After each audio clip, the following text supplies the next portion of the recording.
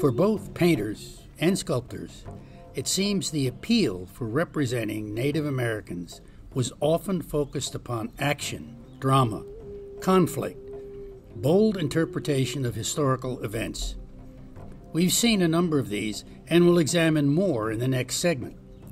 But now we're looking at how artists interpret the Indian in a natural setting, quite simply pursuing their lives. Born in England in 1858 of Swiss and French parents, Gaspard Latois had an unhappy and lower-class childhood that only a rare, natural talent could overcome and be viewed as an accomplished artist. He is one of many European artists strongly attracted to the American West. Latois exhibited paintings at both the Royal Academy in London and the Salon in Paris prior to his departure for the U.S. in the early 1880s. The majority of works found in the U.S. are of Indian subject matter, primarily of the Southwest and Plains Indians. They reveal a highly sophisticated hand, attention to detail, and natural positioning of the figures. Although Gaspard Latois was here for a relatively short time, returning to England in 1897, his work was highly regarded. By 20 years old, in 1884, a young DeCoste Smith traveled west to visit the Standing Rock Reservation in North Dakota. It is there that this sensitive portrait of an Indian holding a tomahawk was executed. Born and raised in western New York State, Smith spent considerable time as a youngster visiting a nearby Onondaga Indian reservation, and ultimately was invited into the tribe. It is here where he developed a strong sympathy towards the Indians. Smith's depth of knowledge and sincerity led to speaking several of their dialects, and in return, the tribes trusted him, resulted in his witnessing events most whites never saw. This second piece is dated 1890 and executed on a Crow reservation. Smith's ability to capture the sitter's clothing is exceptional. These simple but perceptive portraits were done scarcely a decade after General Custer's defeat at the Little Bighorn. Smith wrote and illustrated articles about Western life and his experiences living with the Indians. It is likely that this ambitious work, depicting a very unlucky captive, was an illustration for one of his articles. How does born on Cape Cod, 12 miles from Plymouth Rock, son of a sea captain, become the painter of the Navajo people? Quite a story of persistence and effort, working on a ranch, study with the best instructors, writing and illustrating his own Western magazine, and finally in 1943, at 53 years old, saving enough money to visit Navajo country. The rest of Gerard Delano's career was dedicated to depicting these people on their own lands, pursuing their way of life, but with lots of color. Delano frequently paints shepherds with their flocks in open land, as with this example painted in Monument Valley, a Navajo tribal park. The sandstone spires climb to between 400 and 1,000 feet, and the 92,000 acres exist in both Utah and Arizona. Delano developed a magical style, unique to Western art, and full of color. Not all of his work depicted desert heat and lack of water. Perhaps his roots on water occasionally coaxed him into including water in a painting. At the end of the fabled Santa Fe Trail is the 400-year-old dusty backwater town, which gradually became the destination for a few well-trained artists from the East. The brilliant light, clean air, unspoiled landscape, and supportive attitude of town government encouraged Gerald Cassidy to settle in Santa Fe in 1912. Cassidy perfected two styles: traditional use of oil, as seen here, and a labor-intensive, exacting mixed media combination of transparent watercolor, pastel, and hard point pastel to capture this image of a Navajo entitled The Stoic. Gerald Cassidy did very few of these, and this is the largest seen to date.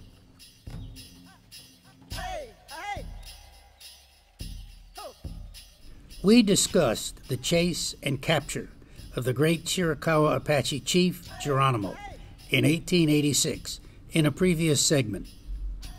Geronimo's confidant and translator, Sam Hausus, and his wife Blossom were among the Apache who were sent from San Carlos Reservation to imprisonment in Florida. Eventually, they were imprisoned in Fort Sill, Oklahoma, and not released until 1912. Sam's and Blossom's son Alan was the first freeborn Apache in 1914, and Geronimo was his great-uncle. Alan Hauser's career to becoming the finest Native American artist and considered by many the finest American sculptor of the 20th century was examined in detail in our third segment. This work is entitled Woman of the Plains. A significant book on Hauser was published a few years before his passing that contained over 200 images of his life's work. It also revealed a unique focus about his work and the figurative images that he sculpted. 60% of them were of Native American women, often with babies and small children. They are generally depicted going about their lives and daily chores. They are more often not Apache women, but also, as in this piece, members of other tribes, quite often Sioux. No other 19th or 20th century sculptor of the West revered the role of wife and mother within the tribal social structure the way Alan Hauser did.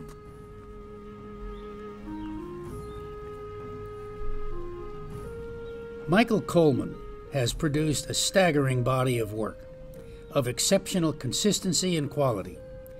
An avid collector and researcher, he strives for accuracy in depicting Native Americans in an historical context, and his second love, contemporary scenes of wildlife in wilderness settings. This reveals a sense of wit and humor, and I believe the totally unaware figure sleeping is in fact Michael Coleman. His exceptional figural works, like this piece, are executed in gouache or opaque watercolor and is entitled Watching the Woods. This is a Cheyenne brave, possibly posted as a guard for an encampment. The second piece depicts a significant ritual among Plains Indians, entitled Buffalo Song. The song is asking for a successful hunt the next day, that none of the braves and horses get injured, and that the buffalo die with dignity. We explored in a previous segment the significance the buffalo played in the tribe's daily life and the devastating slaughter that occurred during much of the 19th century. Where this figure is in this timetable, it's hard to tell. Are the buffalo plentiful, or are they rapidly vanishing? My wife gave me 5 years. I did it in 4. No, not a divorce. I achieved success as an artist in 4 years with work like this. David Mann's father was a history buff, an amateur painter, and a wonderful storyteller. His mother was raised in a remote part of Utah as the daughter of a sheep herder, frequently visited by local Indians. As a Mormon, Mann was sent at 19 years old as a missionary for 2 years to live among the Apache, Pima, and Navajo. later stints as a teacher, construction worker, librarian, illustrator, and working for the Department of the Interior, ended when his wife agreed to support the family with 4 children for 5 years while he struggled to develop his art. Mann's sympathy for the Indians and his preference to portray normal events and activities of daily life is evident in this image, entitled The Arrow Maker. Mann's love of the ritual and images of the mid-19th century Plains Indians became his focus, rather than portraying historical events or action scenes. Extensive research and constant use of Indians as models, whom he knows as friends, give an uncanny authenticity to his work. David fondly recalls his father's advice when he voiced his opinion and his ambition to become an artist. His father's stern reply was, quote, "Do you know how many $100 paintings you have to sell to support a family?"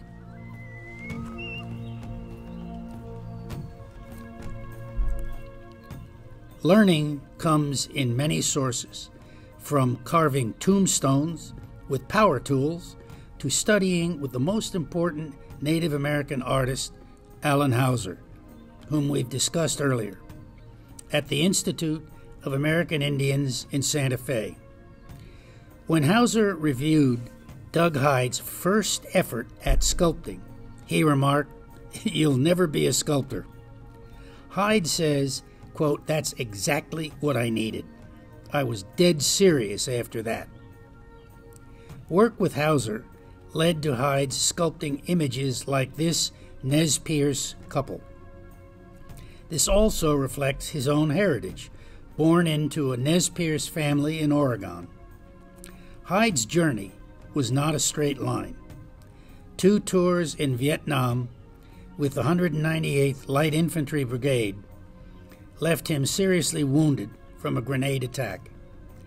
In 1989, he received an extraordinary commission from the city of Phoenix to sculpt the first monument honoring the famed Navajo code talkers of World War II. Approximately 400 Navajo were involved from 1942 to 1945 as communicators in a code based upon their native tongue. The Japanese were never able to break it. Hyde chose a deeply symbolic approach. The 17-foot figure is seen here in traditional Navajo dress, no military gear, and holding a flute, not a rifle or a radio. The flute traditionally meant to Native Americans that conflict is over. It is time for peace. Hyde says he loves large-sized stone sculpture, like this 7-foot-tall Pueblo buffalo dancer. His studio is packed with sandblasters, saws, grinders, and heavy-duty polishers.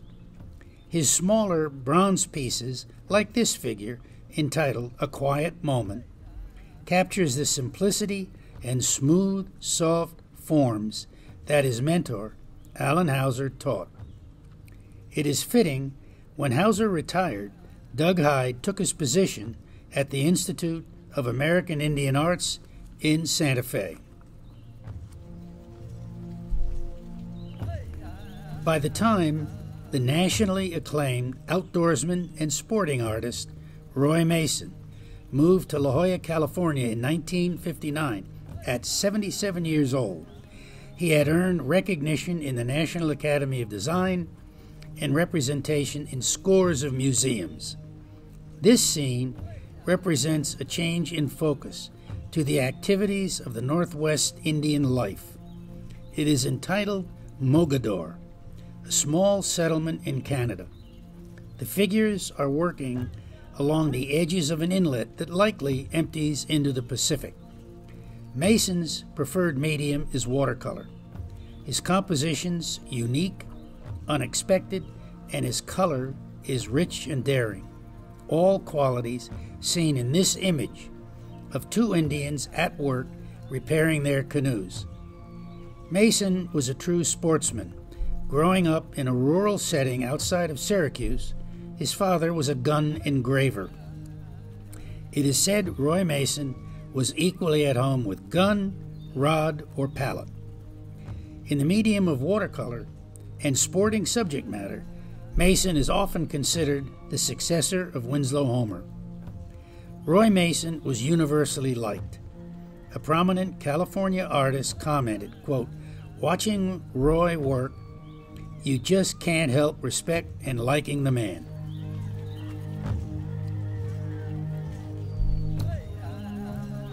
The influence from Allan Hauser is so evident in the teachings of the Institute of the American Arts in Santa Fe. We've looked at Doug Hyde's work, who succeeded Hauser upon his retirement. The Native American sculptor whose work we see here is Tim Nicola. His tribal birthplace is about as far away as one can get, Penobscot, Maine.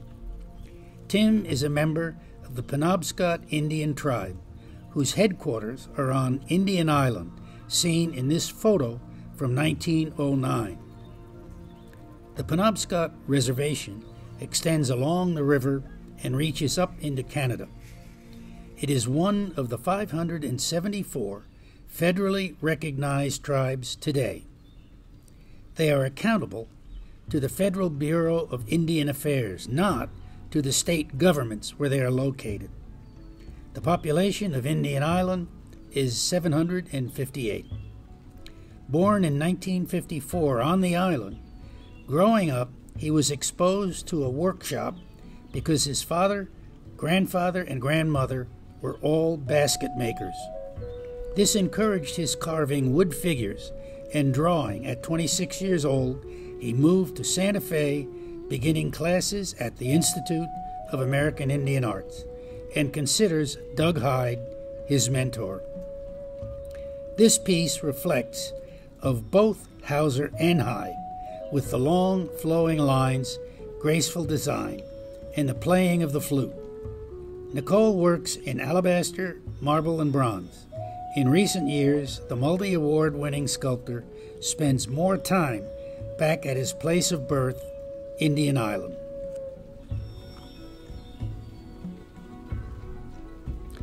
Ray Swanson left his home in rural South Dakota at 20 years old.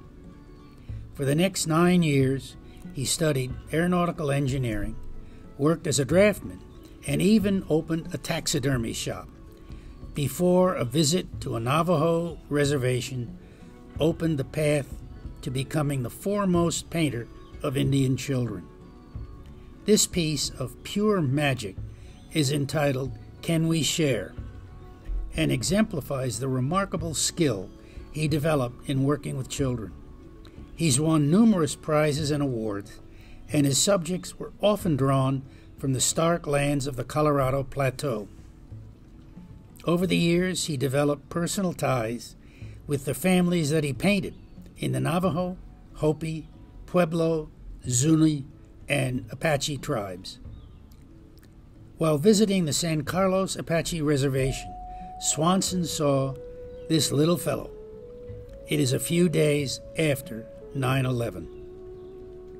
Does anything more need to be said about Native American patriotism? His devotion to painting children is evident. He says he paints happiness. It's his own character, and nothing is better at reflecting happiness than children. This beautiful Navajo child is dressed in her finest clothes, jewelry, and hair in the traditional Chonga style. This is pure Ray Swanson.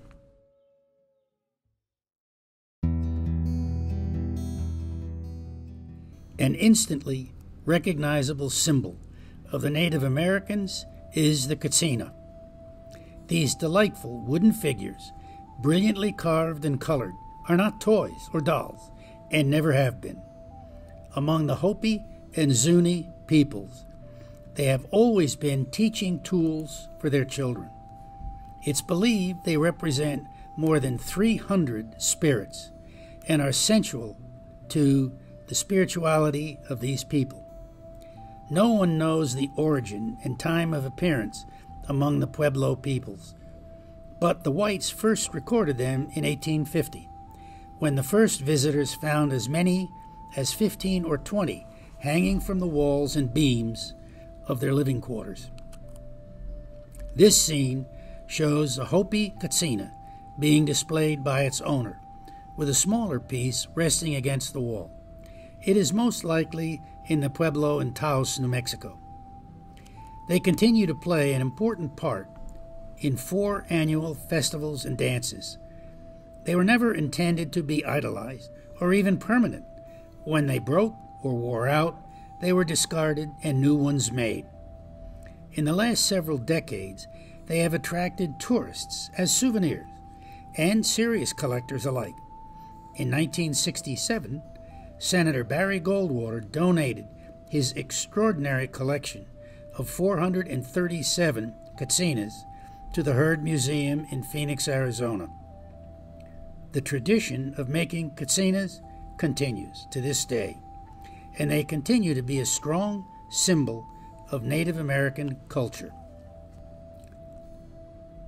A significant part of Native American life for more than a century is art, especially among the southwestern tribes.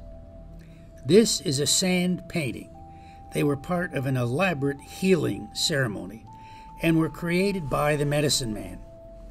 Various naturally colored red grains and sand were poured by hand, and then the ill person would sit on the design where healing spirits from the sand would take the illness away. At the conclusion, the entire painting would be destroyed, eliminating the illness forever. In modern times, they were preserved and sold as art. Woven blankets by Navajo trace back to 1804. Traditionally, it was a family enterprise responsible for every step of the creation, raising the sheep, shearing the wool, carded and spun it, dyed it, and then wove it. Pottery goes back 2,000 years ago and was initially made of necessity for storage. Only over centuries did it represent cultural artistry. Numerous tribal villages throughout the Southwest have developed their own distinct design and look. Crude objects fashioned to decorate the wearer go back 10,000 years. But the primary association with Native American jewelry is turquoise and silver.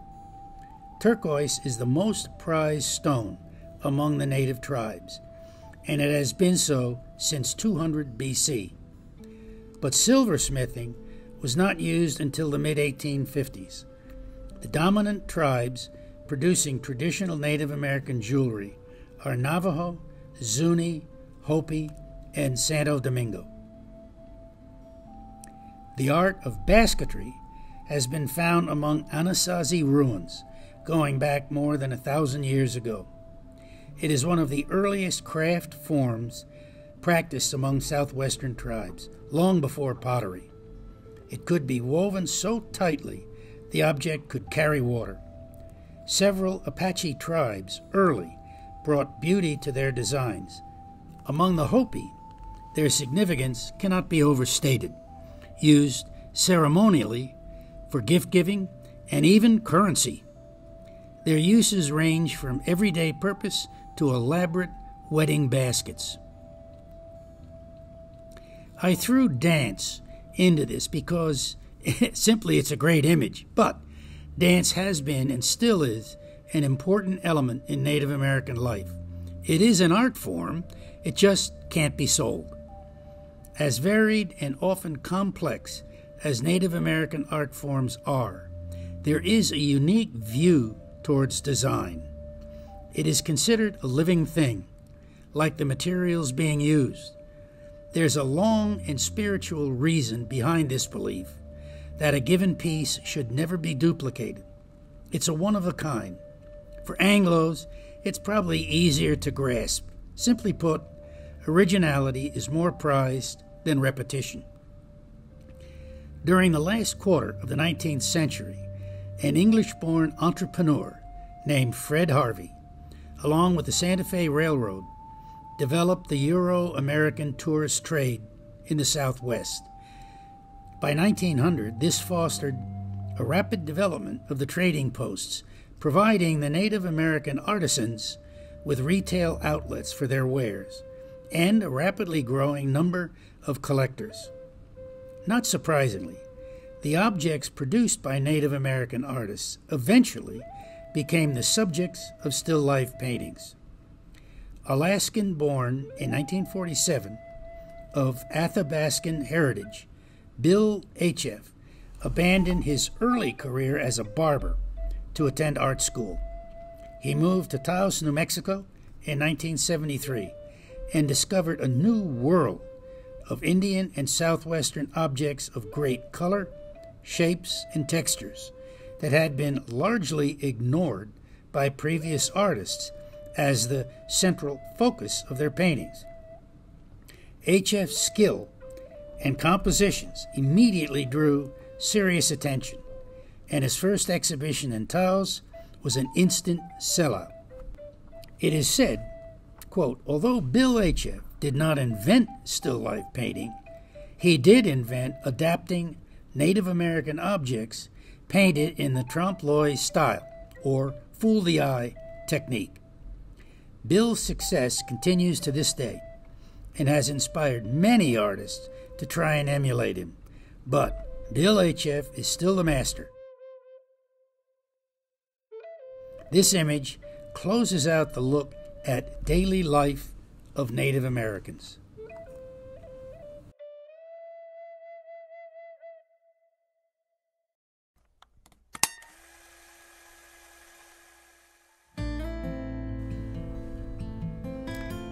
Although there were earlier photographers than Edward Sheriff Curtis, none could match his 30-year dedication and 40,000 photographs of Native Americans. His ambitious plan was to produce a 20-volume series entitled simply North American Indian. It was described as, quote, the most ambitious enterprise in publishing since the production of the King James Bible. Curtis's goal was to document all of the Indian tribes west of the Mississippi. Perhaps most haunting, yet enduring, is this image of a Zuni Indian. Many experts consider it the finest pure portrait of a Native American. Curtis's 3-decade-long journey was filled with suffering and hardship, but he was able to photograph many of the great chiefs, like the Nez Perce, Chief Joseph, seen here. Among others were Geronimo and Red Cloud. He developed a deep trust and was allowed to witness many ceremonies. These two figures are participating in a Cheyenne sun dance. His honesty and commitment earned him the name Shadow Catcher. Curtis had a superb eye for composition and tribal costumes, as seen in The Oath, Apsaraki. Curtis was always struggling with insufficient funding to keep going. Much of the earlier public enthusiasm for his initial publications was softening, declining. He persisted as he witnessed many of the Indian ways were vanishing. He also wanted to show photos of where and how the different tribes lived. This is the inside lodge of the pagan people, elaborate and heavily decorated, a significant contrast to the less permanent and easily transportable teepees of the Plains Indians. Is this very ancient and permanent Pueblo-style quarters in Walpi, Arizona, roughly 900 years old. The combination of Curtis's benefactor, J.P. Morgan, dying in 1913 and loss of funds, World War I, and the crash in 1929 made it a struggle to publish the remaining volumes in the series, and sales dwindled. This image of a Blackfoot couple on the move symbolizes their forced departure from native lands to a reservation. Volume 20 was printed in 1930 with very little fanfare, and Curtis was forced to sell the rights to his life's work. With failing health and no longer in control of the project, Curtis passed away in 1952. The pure quality of his photography is undisputed, as is his vision to capture a disappearing way of life. In addition, Curtis was an innovator, using several different developing techniques. The most intriguing was the auratone, or gold tone. It is achieved by printing a positive image on a glass plate. When developed, the glass plate is then gold-leafed by hand with 23-karat gold. It is fragile and represents only about 1% of Curtis's output. This image is Vashgon, a Jicarilla Apache, which is viewed as among his finest works, being chosen for the cover image of one of the books published on Edward Sheriff Curtis. We were fortunate enough to meet the foremost expert and dealer of Curtis's photographs about 20 years ago.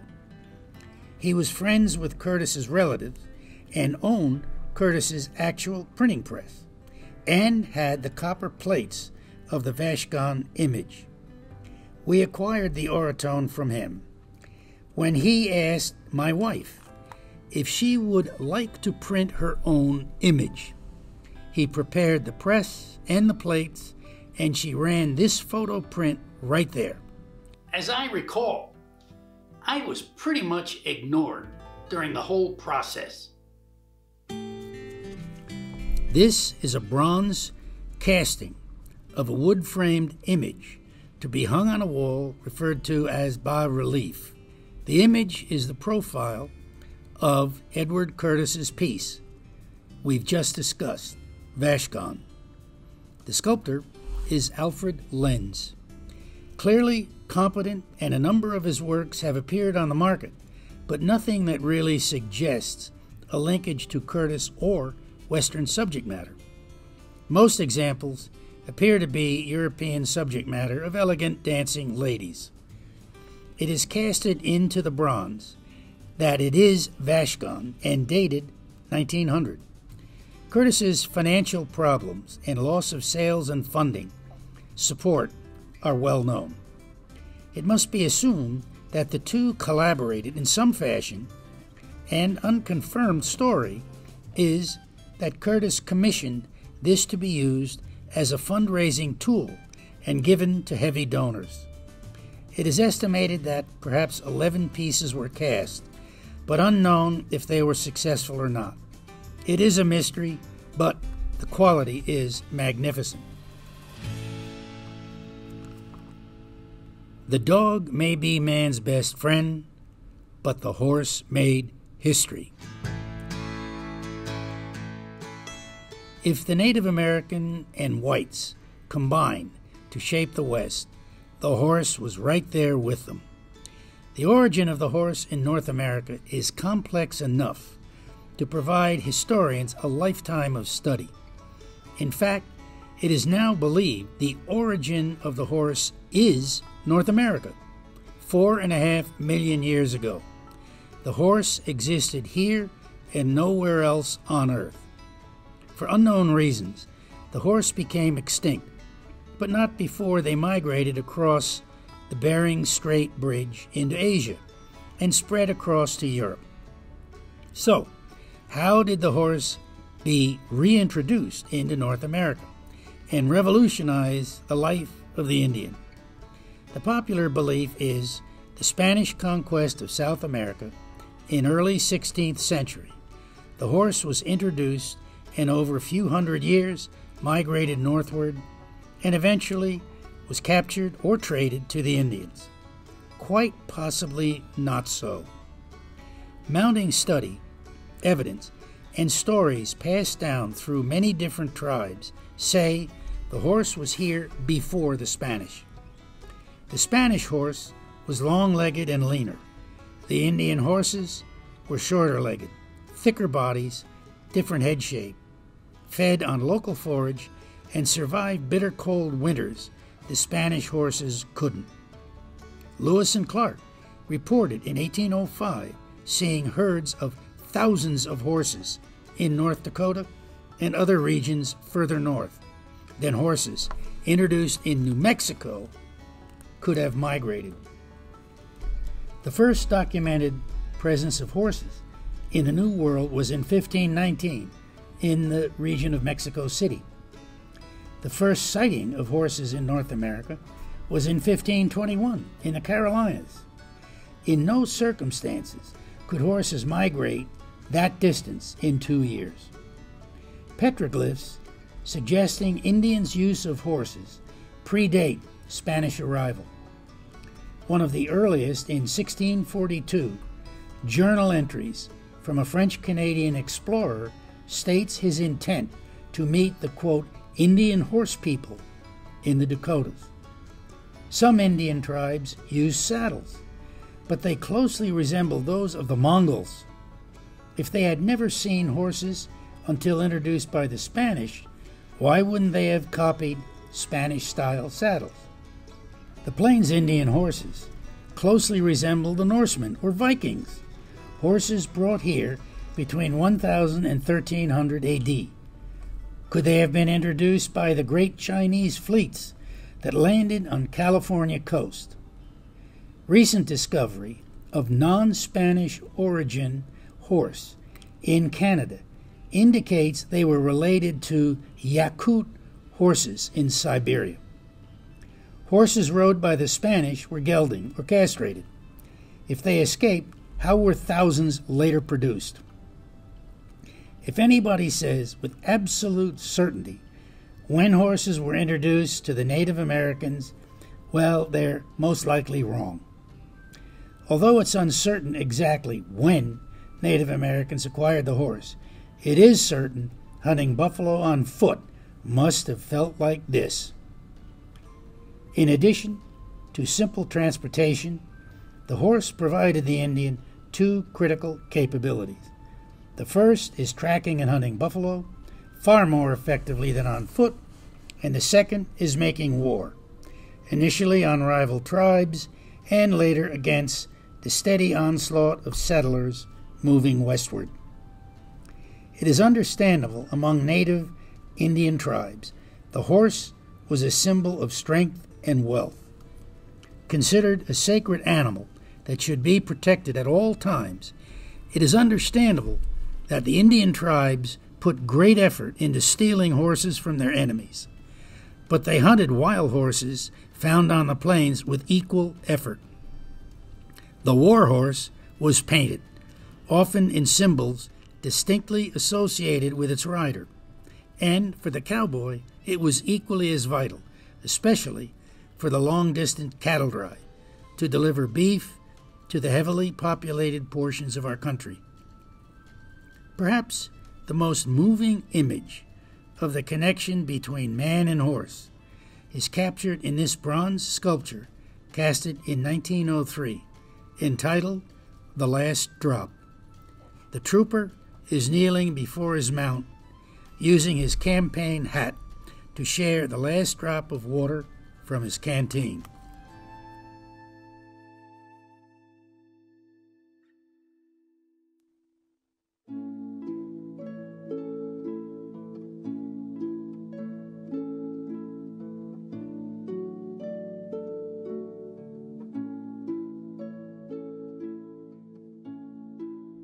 Indian Removal Act. Sounds like something in Germany in the 1930s. It's America in the 1830s. In fact, Adolf Hitler often referenced America's dedication to manifest destiny and doing whatever necessary to tame the entire country. A quote from one of his speeches: accomplished in the form of forcefully relocating Native American communities who got in the way to reservations, or killing those who didn't cooperate. Hitler would state his desire to, quote, treat like Indians inhabitants of countries he assaulted if they didn't surrender. He admired the American reservation system, applying it to his concentration camps. During the 19th century, the standard term in government circles was the Indian problem. A similar phraseology was used in Germany. In the early 19th century, approximately 125,000 Native Americans occupied millions of acres in the present-day Georgia, Tennessee, Alabama, and North Carolina, their ancestral lands for thousands of years. 5 tribes occupied this territory: Choctaw, Chickasaw, Creek, Seminole, and Cherokee. As early as 1763, under British rule, the land between the Appalachians and the Mississippi River was designated exclusively for the use of native peoples. No intrusion from whites, and the government would enforce it. In 1829, gold was discovered in Georgia, resulting in hordes of miners and other whites ignoring existing laws, and the states agitating for control over the Indian Territory. Then President Andrew Jackson was an experienced Indian fighter who fought brutal campaigns against southeastern tribes and captured major parcels of land, which were ceded back to the states. Jackson campaigned for and passed the Indian Removal Act in 1830, which gave the federal government power to exchange existing tribal land for land in the, quote, Indian colonization zone, end quote, in Oklahoma, with several assurances, promised compensation, and assistance in moving this great distance, most of which were ignored or squandered in government corruption. Additionally, no coercion was to be implemented.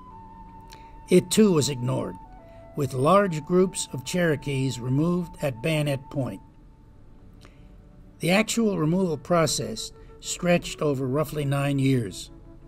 The individual negotiations were conducted between the tribes and the government. The Choctaw were the first to depart under the threat of invasion. The leader of the departing ones later wrote to Congress and called it a trail of tears and death, later called the Trail of Tears. The lands being vacated had been tilled, farmed, and properly looked after, were targeted by speculators for profitable cotton plantations. In 1832, the Supreme Court ruled these lands constituted sovereign nations and not subject to state laws. This was ignored by Jackson, the military, and all forms of speculators. In 1835, a group of self-appointed Cherokees negotiated a treaty turning over 7 million acres of their lands for $5 million and other assistance that was promptly rejected by Cherokee leaders, saying the negotiations did not represent the will of the tribe. But Congress approved the treaty and intended to enforce it. The then President Van Buren sent 7,000 troops to round up the Cherokee and began the 1,200-mile march. An estimated 5,000 died from starvation, disease, weather, and broken spirits. A year later, 3,500 of the 15,000 Creeks died on the trail. There were a few routes comprising the trail, as the map shows. Cumulatively, it was roughly 5,000 miles of trails. The total death toll is impossible to document, but records indicate a total of 90,000 Native Americans were relocated, and with possibly 15,000 dying along the way. A former Confederate soldier who participated in the march is quoted, "I fought through the Civil War, saw men shot to pieces and slaughtered by thousands. But the Cherokee removal was the cruelest work I ever knew. Although not as well known, but the same thing was happening among many of the northeastern tribes as well. The Cheyenne Nation adopted a constitution upon arrival in Oklahoma in 1839, a full 68 years before statehood. The nation now occupies 7,000 square miles and has a population of 141,000 on the reservation, with a worldwide total of 430,000 tribal citizens. It is the largest of all the registered tribes. It contributes a $2.1 billion impact on Oklahoma's economy. It is one of the ugliest chapters in American history, and tragically influenced a very bad guy.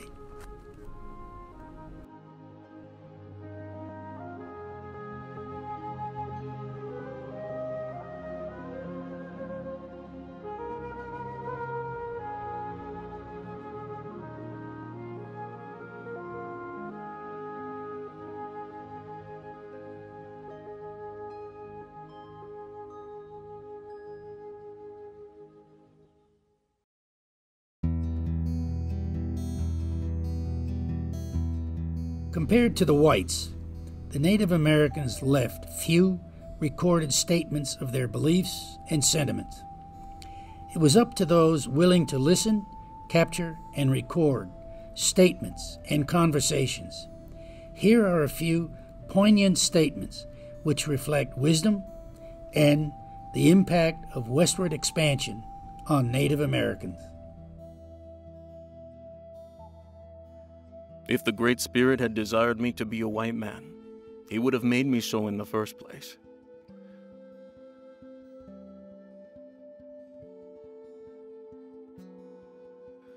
We did not ask for the white man to come here. We did not want your civilization. We would like to live as our fathers did, and their fathers before them.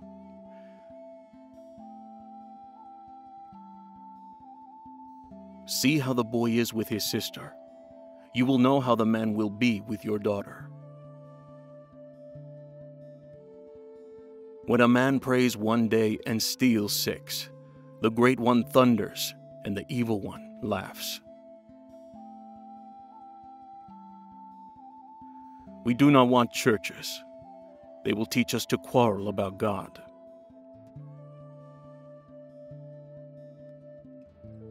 Black Hills is my land and I love it. Whoever interferes will hear this gun.